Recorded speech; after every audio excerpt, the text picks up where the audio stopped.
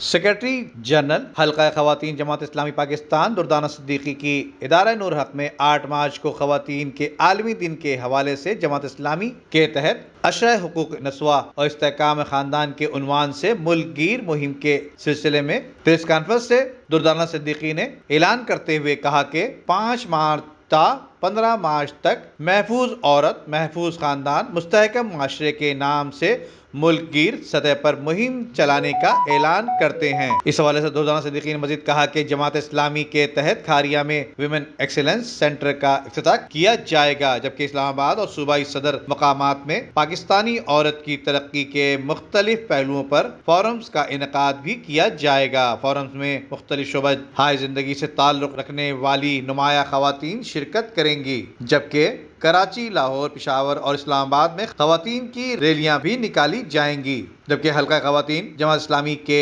خواتین کی فلاح اور ترقی کے لیے اقدامات پر مشتمل اسپیشل سپلیمنٹ بھی جاری کیے جائیں گے۔ جبکہ انہوں نے بتایا کہ عورت کے تحفظ کے لیے پاکستان کے پارلیمنٹ سے منظور کیے گئے تحفظ نسواں ایکٹ کے تحت خواتین کے خلاف ہونے والے گھریلو تشدد، جنسی زیادتی، اخلاقی تحقیر جیسے واقعات کی روک تھام کو یقینی بنایا جائے گا۔ خواتین اور بچوں کے خلاف قتل اور زیادتی کے مجرمان کو فوری فیصلوں کے ذریعے عبرتناک سزائیں دینے کا مطالبہ بھی کیا ہے، جبکہ آئین پاکستان کے آرٹیکل 35 کے تقاضے کے مطابق خاندان، ماں اور بچے کی حفاظت کے لیے مملکت اپنی ذمہ داری پوری کرے۔ جبکہ اس موقع پر سیکرٹری جنرل خواتین جماعت اسلامی پاکستان آمنہ عثمان، ناظمہ حلقہ خواتین جماعت اسلامی رخشندہ منیب، ناظمہ حلقہ خواتین جماعت اسلامی اسماء سفیر، ڈائریکٹر میڈیا سیل حلقہ خواتین جماعت اسلامی پاکستان عالیہ منصور، سیکرٹری اطلاعات حلقہ خواتین جماعت اسلامی